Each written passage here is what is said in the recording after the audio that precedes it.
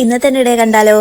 Morning റൂട്ടീനൊക്കെ കഴിഞ്ഞതാ രാവിലത്തെ breakfast കഴിക്കുകയാണ്. ഇഡ്ഡലിയും ചട്നിയും വടയൊക്കെ ഉണ്ടായിരുന്നു. അങ്ങനെ രാവിലെ അതൊക്കെ കഴിച്ചു. ശേഷം ഇതാ ഒരു 11 മണിയാകുമ്പോൾ പുറത്തോട്ട് പോകാൻ വേണ്ടി റെഡി ആവുകയാണ്. അങ്ങനെ ഇതാ വേഗം റെഡി ആവലൊക്കെ കഴിഞ്ഞ് പിന്നെ ഇതാ കുറച്ച് ഫോട്ടോസും വീഡിയോസൊക്കെ എടുത്തു. അപ്പോഴത്തേക്കും ഏട്ടനെത്തി. ഏട്ടൻ്റെ കൂടെയാണ് ഒറ്റപ്പാലം പോകുന്നത്.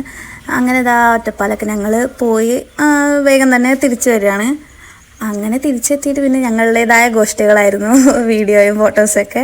അതെല്ലാം കഴിഞ്ഞ് ഏട്ടൻ കുറച്ച് കഴിയുമ്പോഴത്തേനും പോയി. പിന്നെ ഇതാ ഉച്ചത്തെ ഫുഡിന് ഉണ്ടായിരുന്നത് നെയ്ച്ചോറും ചിക്കൻ കറിയൊക്കെയാണ്. വീട്ടിൽ എപ്പോഴൊക്കെ ചിക്കൻ വാങ്ങിച്ചോ അപ്പോഴൊക്കെ എനിക്ക് നെയ്ച്ചോറ് വേണം. കാരണം എനിക്ക് അത്ര ഇഷ്ടമാണത്.